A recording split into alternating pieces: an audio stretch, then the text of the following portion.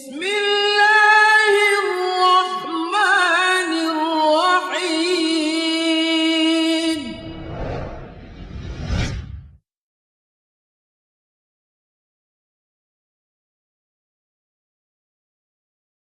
بسم الله الرحمن الرحيم. الحمد لله رب العالمين، والصلاة والسلام على محمد وعلى آله وصحبه أجمعين، وأشهد أن لا إله إلا الله وحده لا شريك له، وأشهد أن محمدا عبده ورسوله صلى الله عليه وعلى آله وصحبه وسلم تسليما كثيرا.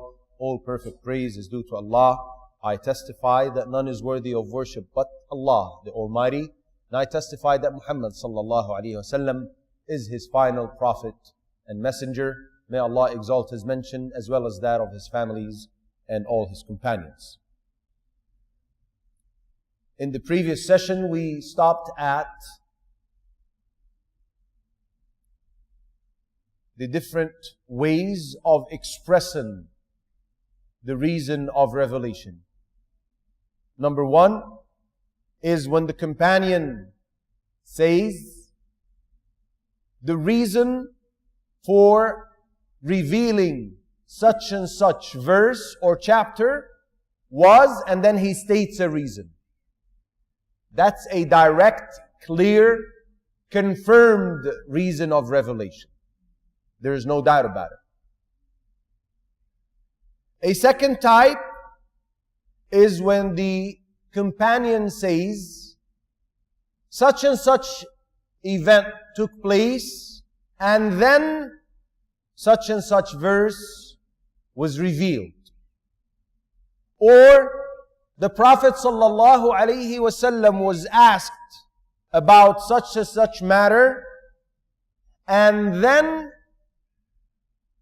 such and such verse or chapter was revealed. Now this does not mean, as the scholars said, that this was the only reason for revealing this verse or chapter. It means it is one of the reasons. There could have been other reasons for which the same verse was revealed. Meaning, it is revealed for a certain event, and then a similar event took place. Jibreel would come down to Muhammad sallallahu alaihi wasallam, giving him instructions that the same verse applies this to this one as well, and so on and so forth. The third and last method is when the companion says, I believe that this verse was revealed for such and such reason. So, there is no certainty in that form of expressing the reason for revelation.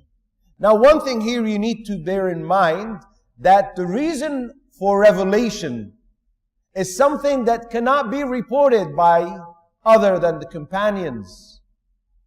And it has to be through an authentic chain of narrators to them. It has to be a sound chain for it to become a confirmed piece of information. There are many, many benefits and wisdoms for learning the reasons of revelation. Number one, knowing the reason for revelation helps a person find out what's been abrogated. When a certain event takes place and a rule is being abrogated, then he knows that this happened and thus this rule is no longer applicable and a new one came about, or people were given permission, and so on and so forth. Another reason or wisdom or benefit, it helps a person know the dates of events when they took place. Thirdly, it helps a person find out the wisdom of revealing a given verse. Fourthly, it helps the person understand the meaning of the verse. And let me give an example of how can a person misunderstand the verse and apply it in a wrong way.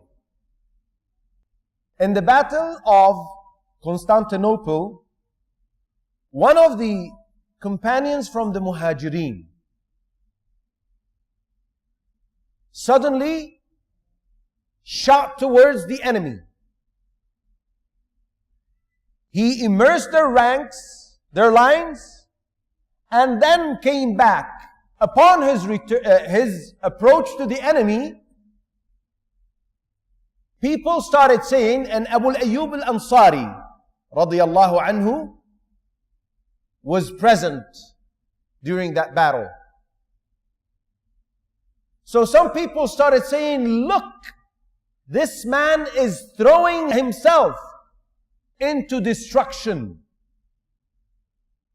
Repeating a verse that is in the Qur'an, وَلَا تُلْقُوا بِأَيْدِيكُمْ إِلَى التَّهْلُكَةِ, and do not throw yourselves with your own hands into destruction.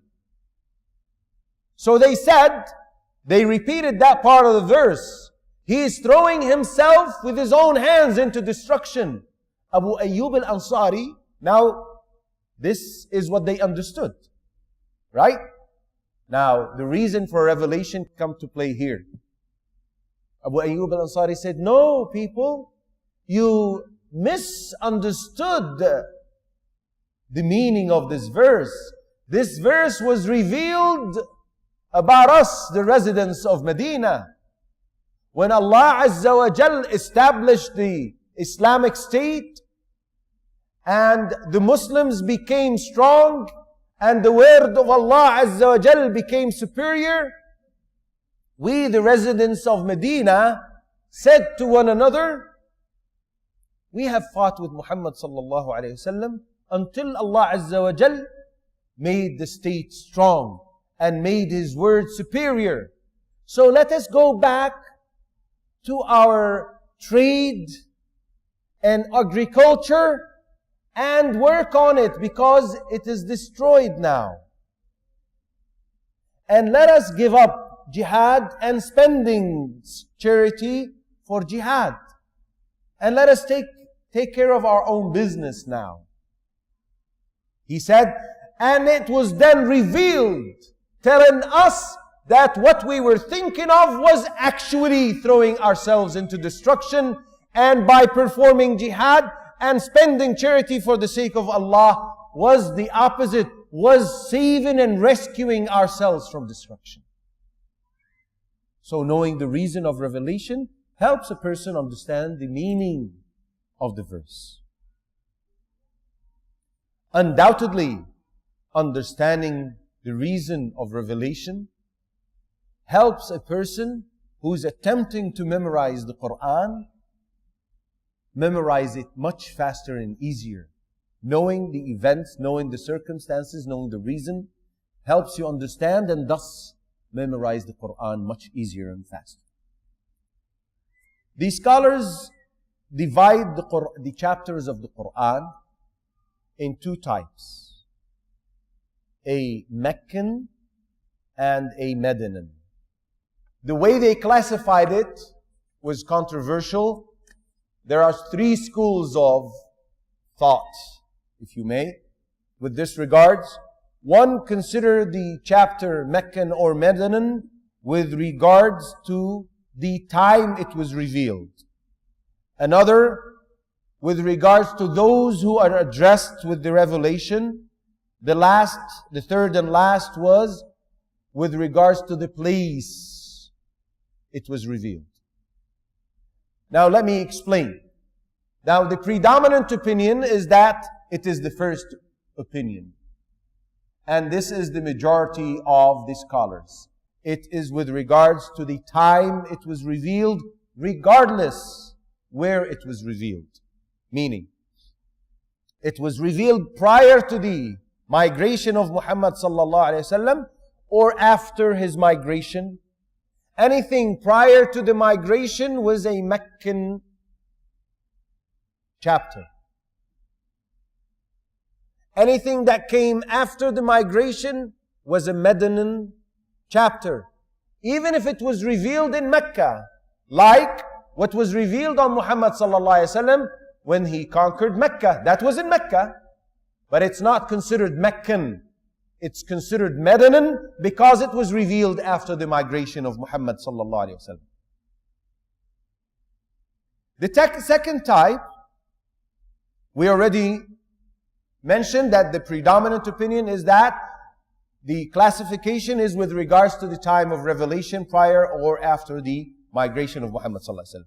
With regards to those who are addressed, is the second type. They say that Allah Azza wa Jal addressed the people of Mecca because they were non-believers with Ya ayyuhan nas, O people. Whilst He addressed the people of Medina with Ya ayyuhal ladhina amanu, because they were believers. But that's not consistent in the Qur'an. There were verses that were revealed in Medina, and Allah Azza wa Jal addressed people with Ya ayyuhan nas. And therefore, it's not a consistent rule that applies to everything in the Qur'an. That's why the scholar said it's not the soundest opinion. The third and last was with regards to the place of revelation. They said anything revealed in Mecca is Meccan, anything is revealed in Medina is Medinan. Well, the scholars who hold the first opinion as the predominant say, okay, what about verses that were neither in Mecca nor in Medina? What do we classify them as? Something that was revealed to Muhammad sallallahu alaihi wasallam on a journey, when he was going on a battle, when he was outside Mecca and Medina. Therefore, it's not consistent, and the one that remains to be the predominant opinion is the one with regards to the time of revelation prior or after the migration of Muhammad sallallahu alaihi wasallam. Let's mention few differences between the Meccan and Medinan Qur'an, and with this we will conclude, inshaAllah. Sheik Al-Uthaymeen rahmatullahi alayh said there are two areas where we notice differences between the Qur'an of Mecca and the Qur'an of Medina. The first difference is in the style. The second difference is in the topic addressed. He said, the Meccan verses or the Meccan Qur'an it is noticed when you recite or when you read it that the style of it is aggressive. It's strong. Because it is addressing people who were rebellion, who were disbelievers, who rejected the message, who were stubborn, who were arrogant. And that's why the style was aggressive, was strong, powerful words, threats. While on the other hand, the Medinan Qur'an was soft. Another difference in the style between the Meccan and the Medinan Qur'an is that the verses of the Meccan Qur'an are noticeably short verses, while the Medinan Qur'an are long verses, because in many cases it addressed rulings and explaining rulings and things like that, so they had to be long. So the style differed in two, the softness and aggressiveness, and the length of the verses. The second difference, as Sheikh Al-Uthaymeen rahmatullah alayhi mentioned, was with regards to the topics. The Meccan Qur'an addressed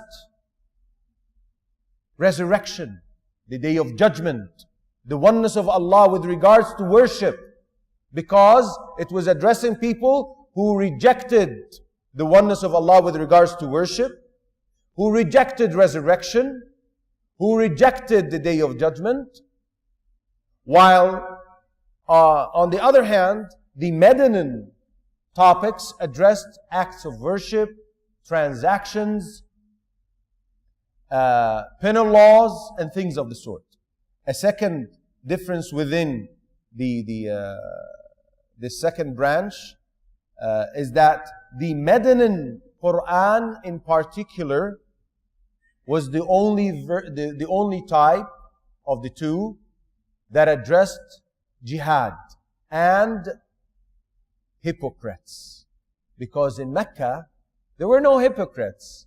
And in Mecca, there was no jihad legislated yet. So, the Meccan Qur'an does not include that. Does not address that.